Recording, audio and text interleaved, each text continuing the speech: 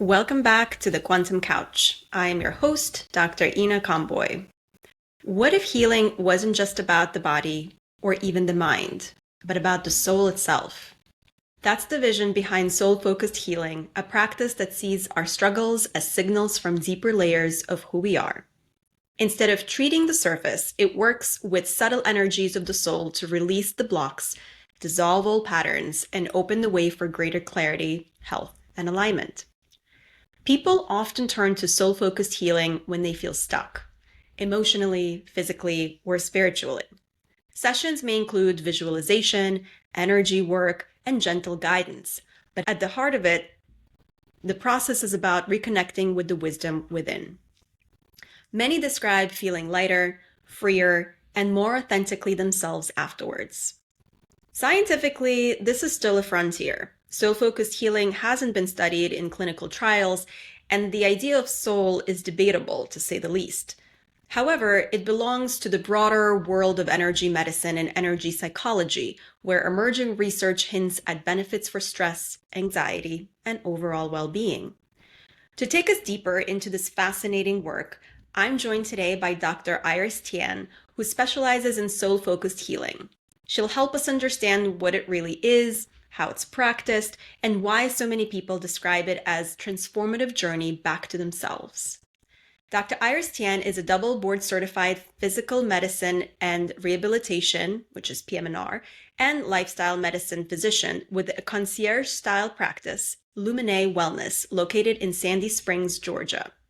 Dr. Iris combines her Western medicine expertise in pain management and sports medicine with an Eastern medicine approach to holistic healing via osteopathic manipulative medicine, cranial osteopathy, lifestyle medicine, and soul-focused healing.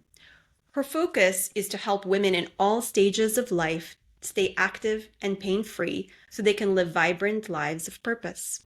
Dr. Iris Tian, welcome. Thank you so much for having me. I'm so excited to be here. Could you please start off by telling us more about what soul-focused healing is and how you arrived at incorporating it into one of your healing modalities? Yeah, absolutely. So, soul focused healing, it's actually a very advanced, precise energy medicine. It's adapted from the ancient Tibetan healing known as esoteric healing. So, that's been around for thousands of years. And it's really deeply rooted in the basis of healing that's been practiced for thousands of years in Egypt, India, and China. And just more recently has Western culture kind of embraced more of it or become curious about it. So it's really rooted in the basis of quantum physics, neuroscience, trauma research, and just Eastern medicine in general in the approach to healing the human body. And it's focused on healing the chakras within the body and also releasing blocked energy and old mental and emotional patterns at the core of disease and disharmony. So, really healing the mind, body, and spirit and soul. Then, really making sure that we release those blockages that are no longer serving us. So, by opening up the electromagnetic field, which a lot of us have heard about, the energy can then be more free flowing and we can ease up or resolve a lot of pain and issues as a result. And when we are in this open and clear state and really in a state of balance and harmony, we can then allow our own inner wisdom, inner guidance, and the soul to really um, help us gain confidence and clarity into our true purpose and our true self and what we are meant to do in this world on this planet. So many questions about everything you just said. That was really beautifully summarized. So I guess my first question is, when you say soul, what does that mean? It means different things for different people. What do you mean in this context? So I think of soul as really connecting to source, and source is different for everyone, whether you're religious, it's God, doesn't really matter. It's a higher power, a higher being, as you will, or just the universe itself. So connecting to a higher source instead Mhm. of the physical body.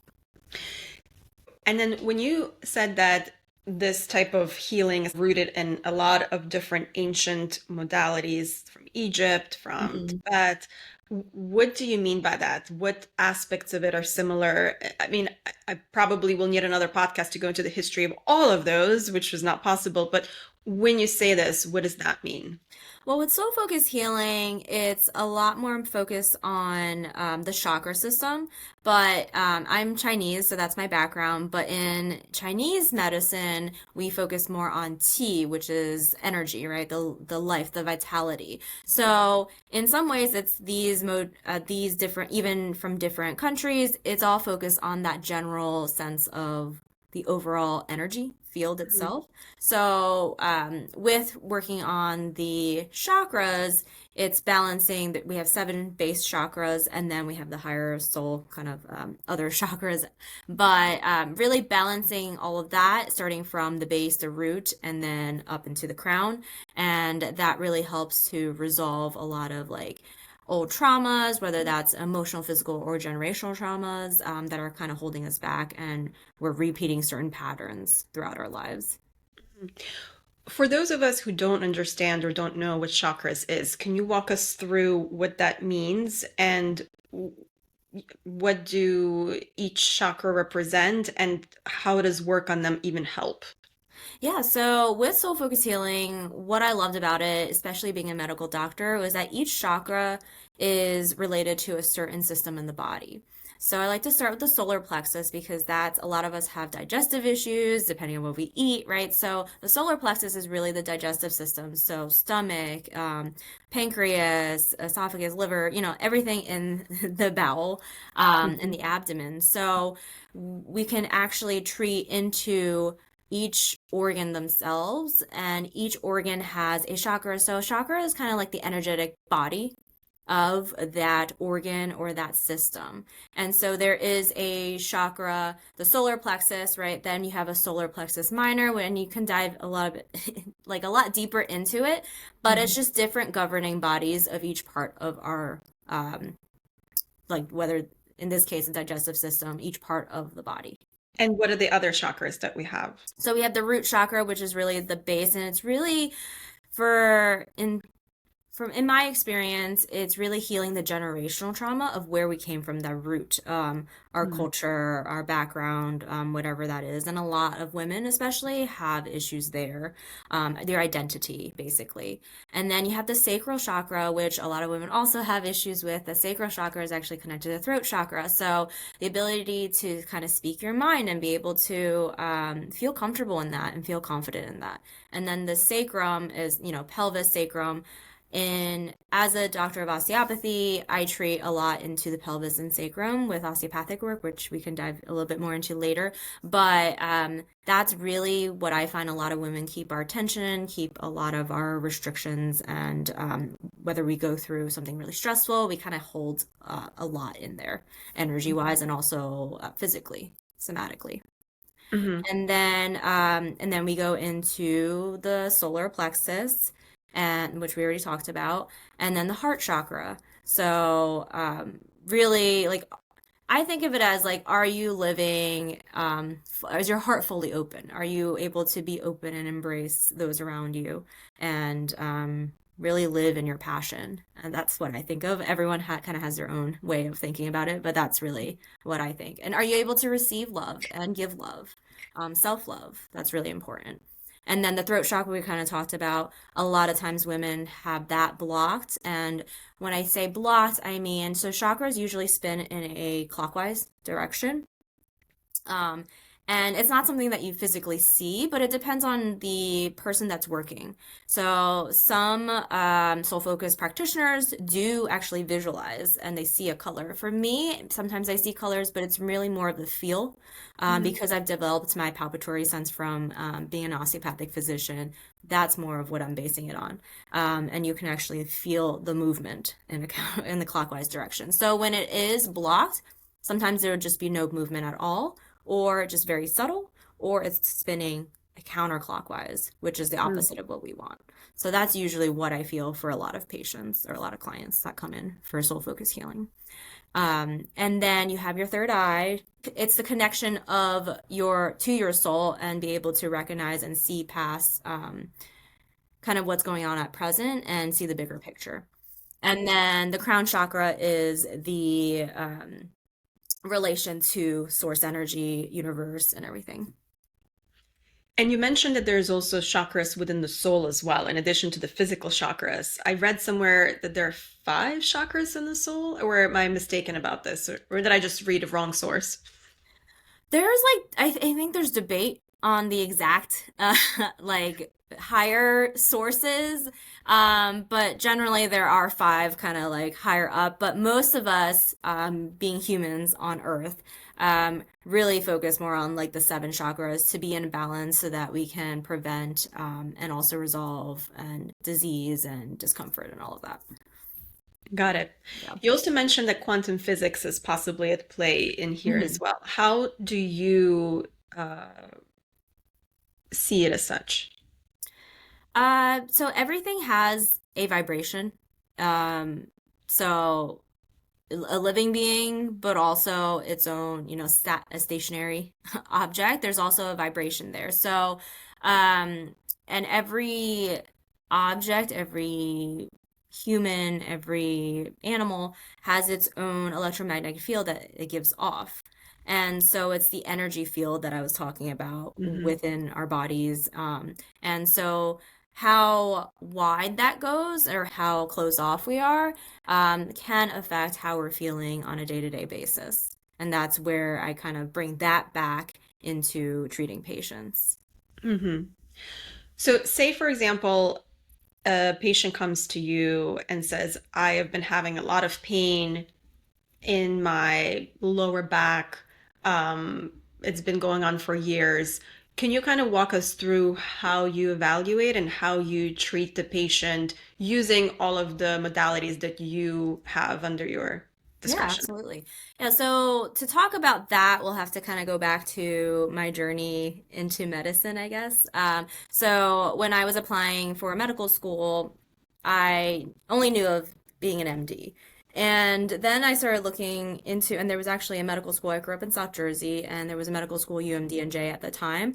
And I didn't even realize it was a DO school. But the more I did research into it, the more I realized, oh, wow, a doctor of osteopathy or an osteopathic physician is actually a medical doctor. It's the same knowledge, same area of expertise. You can practice, you're a fully licensed physician. You can practice in all 50 states. You can go into surgery, neurosurgery, dermatology, whatever specialty you want. But there's a more holistic approach to it, really focusing on the mind, body, and spirit, how everything's interconnected in the body, and structure and function are interrelated as well. So I really like that because growing up with a Chinese background, Eastern medicine background, my mom was a doctor in China. She was a radiologist. And so, kind of growing up with that mindset of a more holistic approach, it just made sense to me. So, I applied to both MD and DO schools, but ultimately chose the DO school in South Jersey. Um, and ever since the first day of lab, so OMM lab, osteopathic manipulative medicine is what I practice, a very gentle hands-on approach to treating the whole entire body and all systems in the body. I just fell in love with it because it just fascinated me how cool is it to be able to just diagnose and just have your hands on someone and to be able to palpate the restrictions and dysfunctions of everything that's going on, whether that's in the head, around the cervicals, the paraspinal muscles, the muscles along the back of the neck, and every organ. So it was just fascinating to me. And I was like, wow, I need to do this. I don't know when, but I want to start my own practice and just specialize in this part.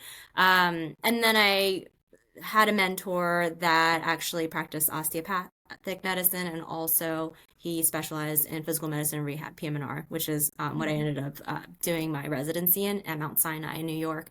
And that really gave me expertise in the musculoskeletal field and also sports medicine pain management because I wanted to learn everything there was and be an expert in the field, even though my goal at the end was to practice a more holistic approach. But you really have to understand each disease, disorder, whatever it is, in order to practice in that way.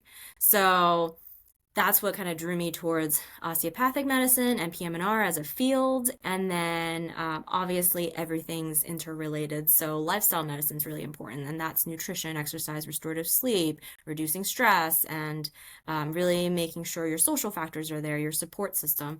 And so everything factors into how we feel on a day-to-day basis. So um, that's the importance. You can't just take one, like if you come in for knee pain, you can't just look at the knee. You have to look at how your body is moving as a whole, right? You have to look at the hip, look at the ankle, and even all the way up to the head to see if there's certain strain patterns or certain restrictions that are keeping that knee in place. Because you can't, if you spot treat, most of the time it's going to come back because you're not seeing the whole picture. And I think that that's part of the now I'm kind of going on a tangent, but um, it's part of the issue with Western medicine is we're so subspecialized, which is amazing for what it is, but we are so focused on this one area of expertise that sometimes we miss the big picture. We fail to take a step back to look at the whole body because the human being, the person in front of you, is not just that part that's diseased or isn't, is an issue. You have to step out and really treat the whole entire person.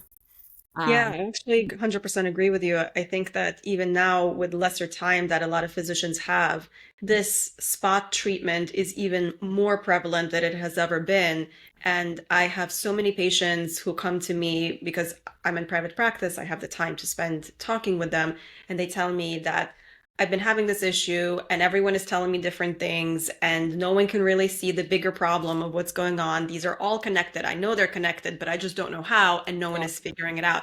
It is becoming more and more, I think, of an issue in our society. Yeah, yeah, and partially because of insurance and the Hmm. RVUs, right? You have to, make sure you see a set number of patients a day, and it just doesn't give you time unless you're in private practice like Yeah. we are and have the actual time to dedicate to even going through even all of the medications, all of the issues. Because when a patient comes in, I'm asking a really, really detailed medical history, and we go into even like childhood traumas and Mm.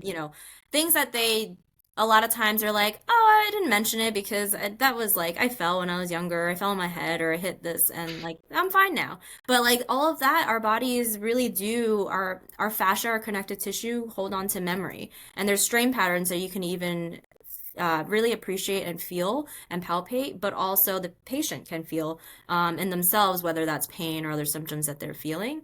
That really we carry through with us unless that is addressed directly. Hmm. So Yeah. if a patient comes to you with back pain, Yep. it sounds like you really take a very detailed history, and I'm assuming you also do a very detailed physical Yeah, exam. yeah, exactly. A very detailed neurological and then musculoskeletal exam. So strength testing, sensation, all of the cranial nerve testing, all of that what we learned in medical school, but a lot more too. Because I am a medical doctor by training, and even though I do veer on the side of more holistic and more, I guess, alternative with the soul focus healing, I am still a medical doctor, and it's still important to make sure that I am seeing my patients fully evaluating, so we don't miss red flags and things that they really do need additional workup for conventional medicine. But if that's not the case and there, is just more of a musculoskeletal issue or something else going on that's not urgent or emergent, then that's where I go to the more holistic route. Hmm. So how do you decide? Like, for example, with this patient coming in, and I mean, I'm not giving you a whole history of this patient, why they're having Yeah. back pain. How would you go about maybe trying different things? Like, would you, after doing the physical and the history exams, would you go into the osteopathic route where you do some manipulations, or what do you usually do? So very rarely have well, there have been a handful of patients where I did have to send out to um, neurosurgery for additional follow-up or orthopedics just to have them as part of the multidisciplinary team. So a few weeks back, I had a patient that came in with L5 radiculopathy, which is very common, kind of pressing like a herniated disc pressing on the spinal nerve, and then you get that radiating pain down the leg. And she was seeing a massage therapist that wasn't really helping. She was seeing a chiropractor who actually yanked on her leg, which made it worse. Um, so we evaluated, and she actually had numbness in the big toe and certain areas. And so that I just kind of kept orthopedics in the background, ortho spine, Hmm. just in case. But I wanted to see how she did with the treatment as well, because sometimes we can actually relieve the specific herniated disc that's pressing on the spinal nerve itself. So we did treat her, and she did start to feel better even right after the treatment. So that's what that tells me, that it just was the the inflammation, and it just pressed on the nerve root itself. So when we were able to relieve that, even just briefly within a treatment, that tells me that it's not as emergent or, as serious where they need intervention right now. What did the Um, treatment entail? so it's actually treating into, so putting my hands on the patient and actually treating the vertebral disc itself, and then also the vertebra, one level above, one level below, and then also the spinal nerve itself. So you can actually palpate that nerve itself and the disc. Hmm. Yeah. Just using your hands, you were Yeah. able to palpate. Yeah. So do you do a massage? Like what do you do No, when so you I'm just balancing these certain areas. So I'm actually balancing the intervertebral disc itself, and then making space and freeing up restrictions for the spinal nerve. And it's all what you can feel, but only developed after, because I've been doing this for 14 plus years now. So it takes some time to actually Sure. develop the sense for it. So kind of, I know for when I talk to some people, they're like, but how can you feel it? You just develop the sense over time. And it really comes down to actually knowing the anatomy, Hmm. specifically too, because if you don't know the anatomy, you can treat and you can make a difference, generally speaking, but to get down to be so specific, it helps a whole lot more. So I'm just because I'm not part of this world, I'm trying to just wrap my head around this. Yeah. So you put your hands under the patient Yep. and then I mean, the nerves are so small and I guess you're dealing with such small spaces. Like, do you just mentally like imagine you're creating space or you're actually physically like moving your hands apart and So it's creating very space? gentle, so I'm not really putting very much focus. So the more you practice osteopathy, the more you develop the palpatory sense, the deeper you can connect to certain structures in the body without putting too much pressure. So in the beginning, as medical students, you're like digging and you're like, I can't feel anything. But then over time, I mean, like 5, 10, 15 years down the line, you do start to feel a lot more with just very subtle palpation. And so when I say I'm balancing the structures, everyone has their own way of treating, and there's different techniques that we learn as medical students, but we very rarely, especially when you're in private practice doing this full time, and I'm one out of the only like 5% of DOs that actually practice osteopathic medicine, which is very sad. It's really Mm. kind of an art of medicine that's unfortunately just smaller. But you really develop that sense. So you're balancing the all of the structures. You're balancing the muscles. It depends on what the intention is and what you're treating itself. So muscles, tendons, nerves, organs themselves, and you can even treat into the lining of the stomach and things like that, just depending on what you're treating. So But you're how do you actually balancing the balance? structures. So the the body, every structure in the body has its own movement. Hmm. So paired structures usually do an external internal rotation, like very subtle. It's obviously not, moving like that. And then the midline structures usually do a flexion extension. And I'm talking about like from the back of the head, the occiput does a flexion extension, that bone. And then each of the vertebrae has its own movement. Each organ has its own subtle movement. So depending on the area that you're treating and the structure that you're treating, you're balancing and just guiding the body back into a state of where it can heal itself. So back to an optimal position. If there's restrictions, you relieve those restrictions. And those restrictions are whether that's fascial or scar tissue or whatever it is that's at play. Or even treating when you're treating into the stomach, if there's like a hiatal hernia into the area. So treating into the diaphragm, really making sure we're opening up into the diaphragm because the diaphragm can get pretty hypertonic. Especially since we live in such a sedentary society and we're all like, triple flex position, flex hips and shoulders and neck. We're not giving room for that diaphragm to fully open. So that is actually something I teach all of my patients, whether not the first visit, but the second for sure, is how to breathe optimally. I think we as a society don't know how to breathe anymore because we use so much of our accessory muscles in the neck.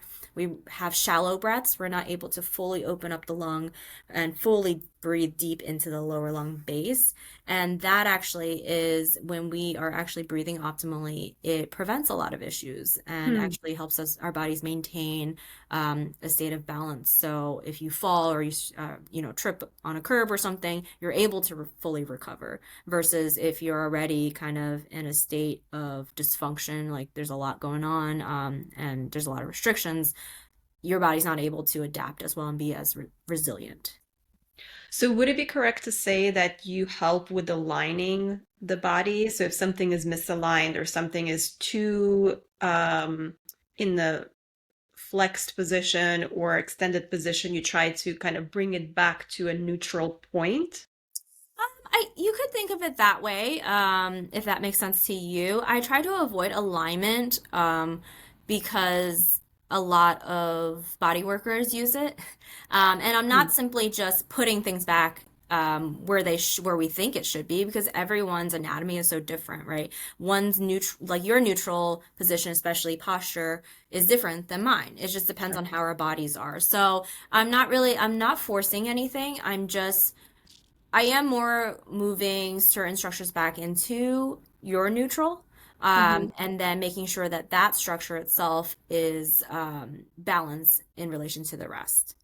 So if we talk about, let's go back to the knee itself, right? If we're talking about like the ACL, I Hmm. want to make sure that the attachments um, are also like the bony structures and also the ACL itself are in a state of balance, along with the rest of the structure in the knee. Hmm. So interesting. And in addition to this, you're obviously using soul-focused healing. How do you bring that in addition to uh the osteopathy work that you do? So, how I got into soul focused healing, I had a practice in Asheville, North Carolina before I moved to Atlanta. And Asheville, if you've never been there, it's in the mountains. It's very, very much open to holistic approach to healing. Some say it's like the second largest. It sits on like a quartz vortex. So people go there just for the healing, like air, essentially. People in the past used to actually go to Asheville for that. But it really does give you a very calming vibe when you're there. Every time I'm there, I do feel it. But I started my own practice, practicing osteopathy, and the more I treated patients, the more I realized that there were certain strain patterns and dysfunctions that I found were similar. But then some patients I can treat, but they keep coming back with the same issue. Like after weeks or months, they would still come back. And if that's the case, you can't keep doing the same thing because if you're doing the same thing, it's obviously not working if it keeps coming back, right? So then I was like, there has to be more to it.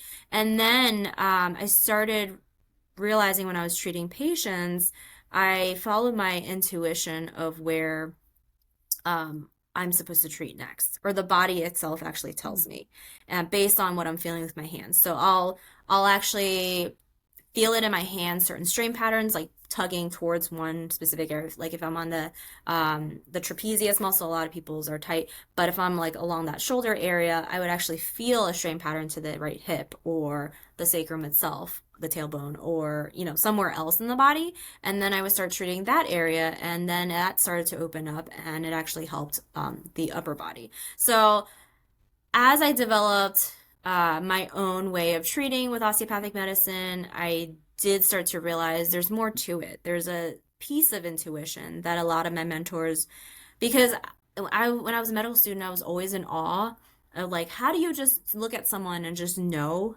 what the problem is. Like a lot of my mentors that have been doing it for like 30, 40 years, they would just know. And some of it is a repeat pattern of, seeing the same patients and you're like, oh, this patient kind of is, I don't, they're presenting with this pain and this is just kind of how they look in general, posture wise. But there's more to it, especially when you put your hands on a patient. So, as I started exploring that, I was like, there's more to it. There's more. And also, especially for women, going back to really holding the tension into the sacrum and pelvis and trauma, whether that's emotional, physical, whatever it is, um, I did start to notice there's more at play. It's often we have these somatic dysfunctions and pain because it's actually linked to like a childhood trauma or physical abuse, emotional abuse, sexual trauma Mm. for women, especially with pelvic pain. And so treating that was important. But with osteopathic medicine, you're more focused on just kind of the structures themselves. And so I was like, the structures are fine, like the pelvis is fine, everything's good, but there's something more.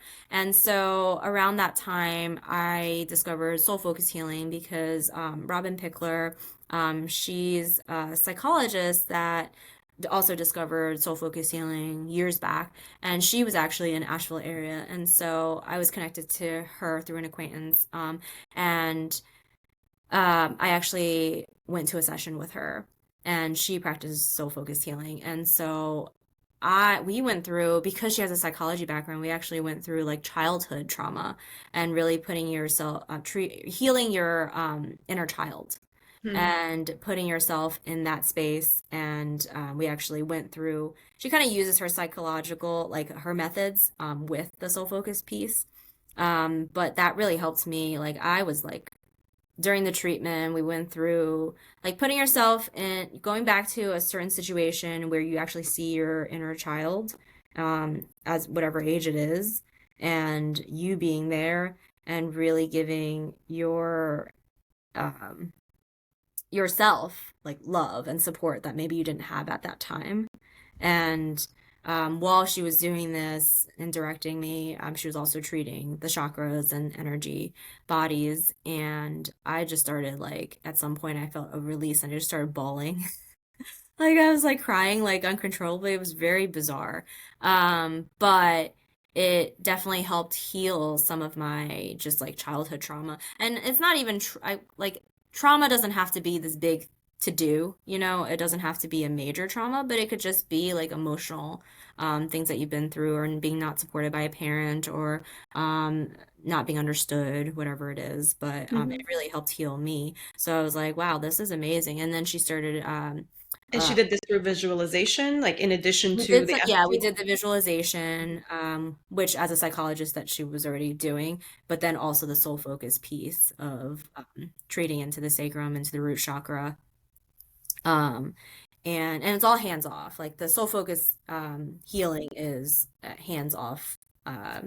Until you get to the end, you just kind of do a balance, but most of it is very hands off, just working with the energy field itself. Because the energy field is like a few inches out, or even like several feet out, just depending on how open your body is. So you don't have to actually touch the client. Yeah, so then she started teaching soul focus healing level one, and then I was all on board because I, you know, felt such a release and felt a lot more at peace after that treatment itself too. So I was like, there's something more to it. And then when I started the course, then I realized, wow, all of these chakras actually relate to certain structures, systems in the body. And from a medical doctor perspective, I'm like, wow, this actually makes a lot more sense than when we talk about like Reiki and just using energy. Because I always thought that that was woo woo. Um, but with soul focus healing, it actually made sense because there is the basis in neuroscience and, quantum physics itself. So, So you brought up Reiki. How different is it from Reiki? Because I believe Reiki also uses somewhat chakras and it can yeah. also, I mean, it sounds very similar in some way, but how is it different? So I think of Reiki, and there was a lot of, even in my level one group, there were some people that were already practicing Reiki. But the way they described it is that Reiki is more general. So you're just treating into the general area that you're feeling blockage or, of energy. Whereas soul focus healing, you're actually getting down to the anatomy and actually treating certain organs or, whatever it is that's an issue for the patient or the client. And so I think with soul focus healing, you can get much more specific, which is much more helpful with whatever the client's coming in with. So, what kind of patients tend to come to you overall? So anyone with pain, anyone with a pelvis, I like to say. I also do a lot of pelvic floor work. So a Mm. lot of, I actually do internal pelvic floor work with osteopathic treatments.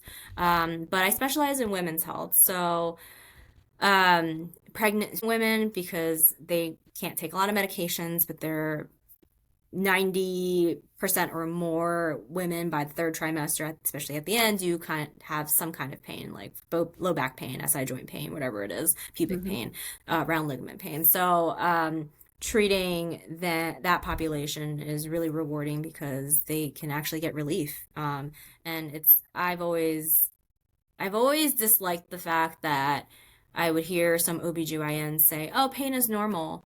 Like during pregnancy, you just kind of have to deal with it. And pain is not normal. Pain is our body's alarm system telling us that something's wrong and we need to pay attention. And so, even though it's common, it doesn't mean that it's normal. And that's something I really want people to understand. And even just if you're having like aches and pains that kind of like is intermittent, it comes and goes, but you just kind of live with it. I'm here to tell you that you don't have to live with it. You can actually resolve that issue. You just kind of have to take a deeper dive from someone who's able to look at it from a bigger picture. Um, and so I would say I specialize in more women's health, pregnancy to postpartum, especially the fourth trimester care, treating mom and baby, making sure that after a delivery, which actually is a trauma in itself, even though it's what our bodies are designed to do as women, but it's still a trauma that our bodies need to heal from, and whether that's physically or emotionally or mentally. So, really giving moms the support there because a lot of times after you deliver, you don't see your OBGYN until 4 to 6 weeks out. And actually, 60% of women actually miss their first appointment follow up because they're just so exhausted. They can't leave the house, they can't find childcare, a lot of issues there. So, I wanted to really bridge that gap for women, especially in the postpartum period, because the first 4 to 6 weeks, I mean, 3 to 4 weeks is really when a lot of issues start to come about, like the postpartum depression and the anxiety and, all of that. So, really supporting my patients in that way is very rewarding, and also just giving them guidance in that way from a doctor. And do patients come to you or do you come to the patient? So my postpartum patients, they can come in, but I know how stressful it is during that time. So I actually one of few doctors that actually do home house calls anymore. So I offer in-home visits. So I'll travel with my portable table and all my things, my stool and all that, and go to the patient, treat mom, and if baby needs some like support there, I'll treat both mom and baby. And Hmm. oftentimes I'll help them with like the breastfeeding, latching for baby, or if baby starts to have like digestive issues, reflux, colic, plagiocephaly, flathead. I do intraoral work as well for tongue ties, lip ties. That's pretty common. And then making sure positioning. So I'll actually see mom breastfeed and see how things are working from the baby's perspective, like the mouth movement and tongue movement, but then also from mom, like is she holding positioning properly, and how can we change that? But then also you can actually treat into the breast tissue itself. So the breast is like you could think of it as an organ itself, which I always thought was really neat when I learned that. And you can actually make a considerable difference in the amount of milk that's produced based on treating the tissue if there's restriction. Wow, Yeah, yeah.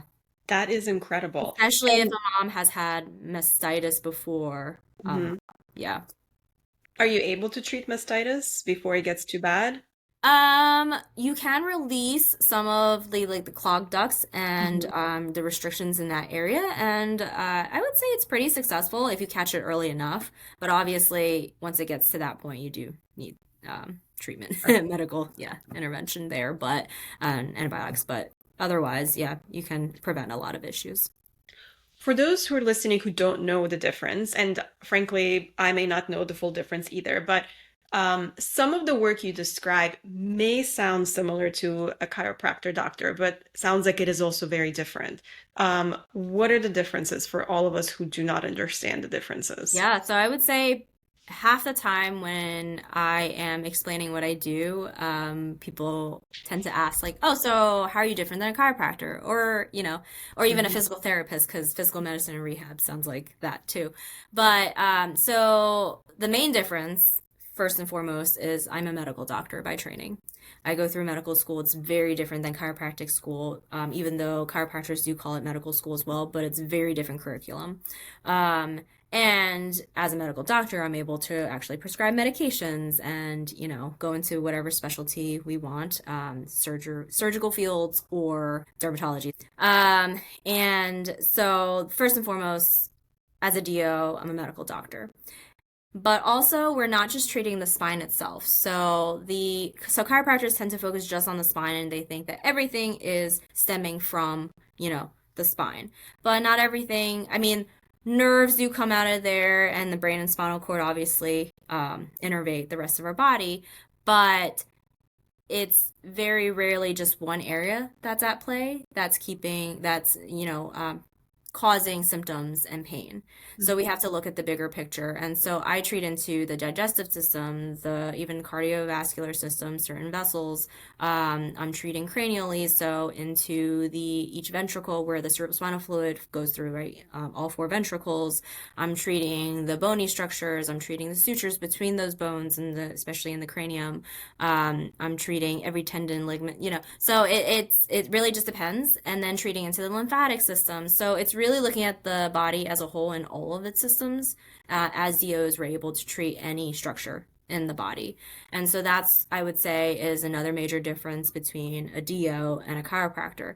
And the fun fact is, in the 1970s or 1980s, Michigan, the School of Osteopathic Medicine there, they actually started teaching osteopathic treatments or techniques to non-DOs. So osteopathy was started in 1874. Andrew Taylor Still is the father of osteopathy. He was an MD at the time, and he just thought there has to be a better way, because that was the time, also the time of conventional medicine where they were doing bloodletting and all that, archaic things. But he just thought there must be a connection. Like, there's stories of him in his autobiography that he actually he had a headache, and so he had like some kind of rope or string that he just kind of put between two trees, and he laid on there and just decompressed into kind of the suboccipital OA area, occipitolantal joint area, and then after being there for like 10-15 minutes, his headache was gone. And so that's kind of, even as a kid, he was like, wow, there's something to it. Like, we can actually treat certain parts of the body and get certain results or relieve pain and symptoms. And so he's the father of osteopathy. Founded Osteopathy was founded in 1874, and chiropractic wasn't developed until 1894, I believe, or even 1897. Yeah. But there were actually accounts where the father of chiropractic actually learned from Andrew Taylor Still. Hmm. So it kind of took the spine part of it and ran with it, and that's what chiropractors specialize in. But I would say the difference is that they don't have the medical background as we do as medical doctors. Mhm. Um, and then going back to what I was saying, in 1980s, Michigan started teaching, massage therapists, physical therapists. So some of the modalities that you see, like physical therapists use muscle energy, where they have the patient like push against them to relax certain muscles, and that's techniques that we do learn as osteopathic physicians because it came from osteopathy. So a lot of the body work that you see, even cranial sacral therapy, that actually is a small component of cranial osteopathy that was taught to the masses so that more patients can benefit, but it's more of a foundational aspect. And actually, Dr. Upledger is a DO that brought cranial sacral therapy to light, and a lot of people know about it. But the unfortunate part is that there are all these modalities and all these treatments out there that more and more people are starting to know about, but they don't realize that it's all from osteopathy because we as doctors are really bad at marketing and we don't learn business in medical school. And actually, chiropractors learn business, and that's why I am envious of their ability to, do business and open up their practice. And yeah, so that's a long-winded way of explaining the difference. No, I love it. I really wish that there were more of you around because I'm even like sitting here listening to all of this and it sounds absolutely amazing. I just wish there were more physicians who practiced what you practice. You mentioned earlier that our system doesn't really allow for the time to see patients and especially those of us who take insurance. Do you take insurance? How do you manage to do what you do and have time to do it? Yeah, so I am a concierge style practice. So I am out of network, but I do provide super bills. So with the ICD-10 codes and CPT codes, that I give to patients if they need it, and they can submit for reimbursement. Most of my patients do get some kind of reimbursement because I bill for the doctor visit itself because I am evaluated them, as a medical doctor first, but then the osteopathic treatment is another component, and that just kind of depends on what insurance they have, whether or not Hmm. that's covered. But most of the time they do get some reimbursement, but it is out of pocket, out of network. And I offer just a la carte kind of fee for service, or I have certain packages because I want to veer away from patients getting quick fixes, even though most of patients, after even just one or two treatments, get significant, like 50 to 100% relief in just one or two treatments.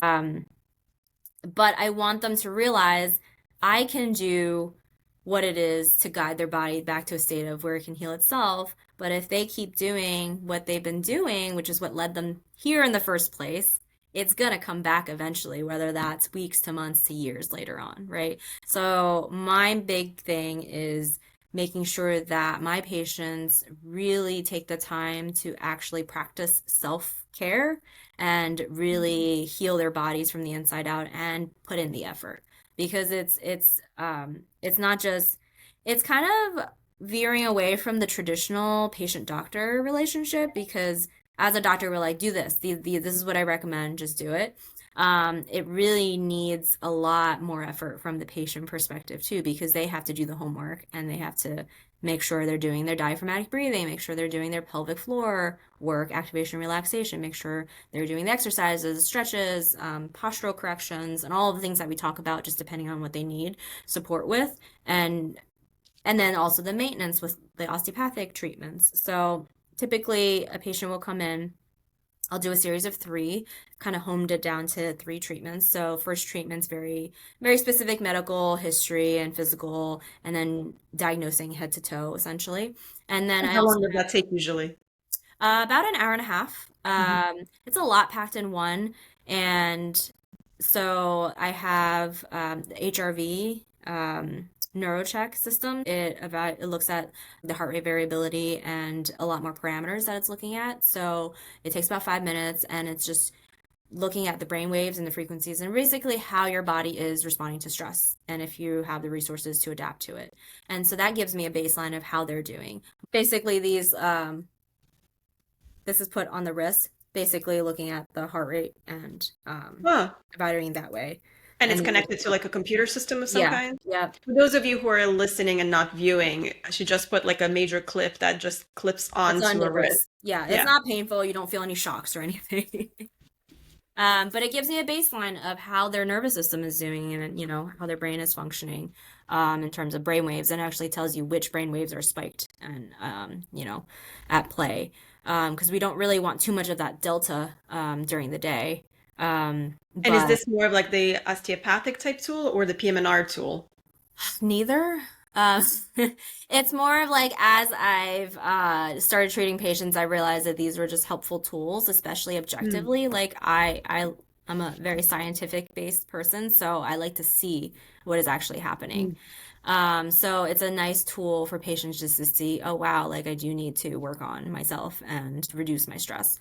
And then I also have a brain tap system, which is an audiovisual headset, really focusing on binaural beats What are and those? really like certain frequencies that stimulates what you want. So like it Hmm. helps with cognition and it also helps a lot of my patients have sleep issues, right? So falling asleep or waking up in the middle of the night and not being able to fall back asleep. So that headset, even for me, if like I'm really stressed out for some reason, and I can't fall asleep, and I'll put it on and I'll fall asleep in like 10, 15 minutes. It's actually really, really cool. And one time I had like a mild headache and I put on the headset not expecting much of anything, so I'm like, eh. But I did it, and the headache went away. I was pretty dumbfounded with that. But it really does, it stimulates certain frequencies and brain waves, so it kind of makes sense.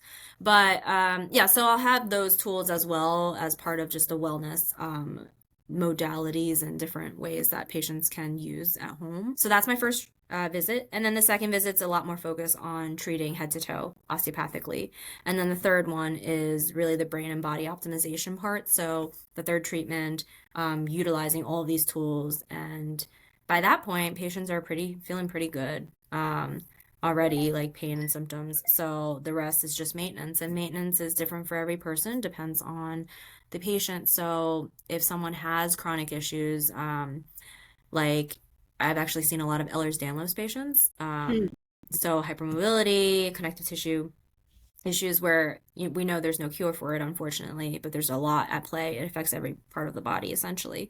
And so they'll come once a month for the most part, and it really keeps the pain at bay, and they feel like they can function a lot better. And also, a lot of times, the Ehlers-Danlos patients have POTS, and they also have mast cell activation issues. So, really autonomic nervous system rebalancing Hmm. all of that. So supporting them there. But then most patients, if they're active, healthy, they're doing all the things that we talk about, they'll come in 1 to 4 times a year, and that's it for maintenance.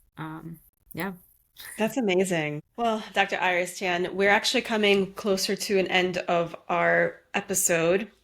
Um, are you ready for a lightning round of questions? Sure. Question number one. One daily ritual that helps manage chronic pain. The diaphragmatic breathing. Really breathing into a lower lung basis, expanding the diaphragm in a 360-degree fashion. So this is what I teach my patients first or second visit, and that really resets our body and helps us breathe more optimally because our diaphragm is not just the diaphragm itself. The diaphragm is the big muscle that helps us breathe. But when that is not active, we're using a lot of accessory muscles, which is why we have neck like tension. Some people have headaches because of it.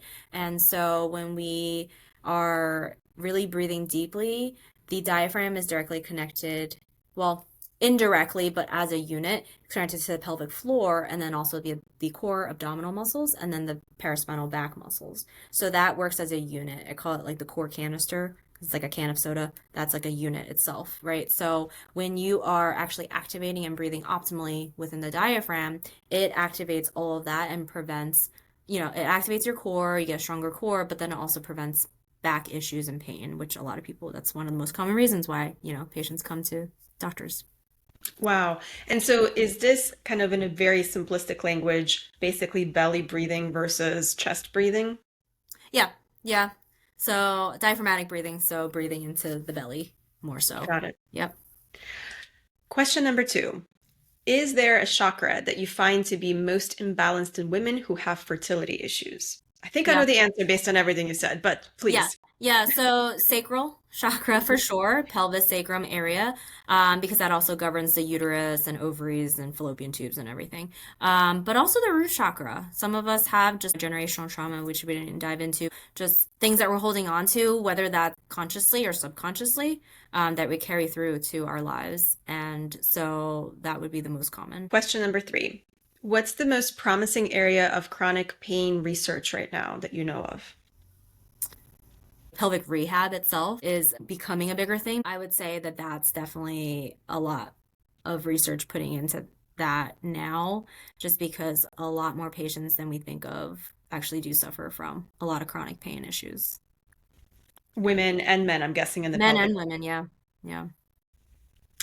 Well, Dr. Iris Tan, how could our listeners find you, learn more about you, learn more about your work? Because you're doing some amazing work. I'm on social media. I'm trying to get better about it and getting into the routine, but it's Dr. Iris Tian. That's my Instagram handle. So DRIRISTIAN. And then same thing for TikTok. And then my website, Luminé Wellness, LUMINE wellness.com. And are you accepting patients at this time? For Yes. those of people who are in Georgia? Yes, in the Atlanta area, but also for the soul focus healing, I can do virtual appointments for that. That's awesome. And that person doesn't have to be in the No, same because state as that's you? not really, if I'm doing just pure soul focus healing, it's not a physician-patient relationship. It's more of like a Hmm. client practitioner. Yeah. Got it. Thank you so much for being here, Dr. Aristian. It was a really interesting conversation. You know so much about all of this. It was truly a joy to talk with you. Yeah, Thank you I so had much so for much being fun. here. Thank you so much for having me. Thank you for tuning in and listening. If you enjoyed this episode, please subscribe, leave a review, and share the Quantum Couch with someone you think might love this space too. If you would like to reach out, you can email me at thequantumcouch@gmail.com. You can also follow me on Instagram and Facebook. Just search for The Quantum Couch. Thank you for listening. Until next time, I'm Dr. Ina Conboy. Take good care, stay curious, and keep exploring. The information in this podcast is for educational and informational purposes only and is not intended as a substitute for professional medical advice, diagnosis, or treatment. Listening to this podcast does not create a physician-patient relationship with Dr. Ina Conboy or any guest on this podcast. Always seek the advice of your physician or other qualified health provider with any questions you may have regarding a medical condition. Never disregard professional medical advice or delay in seeking it because of something you heard on this podcast.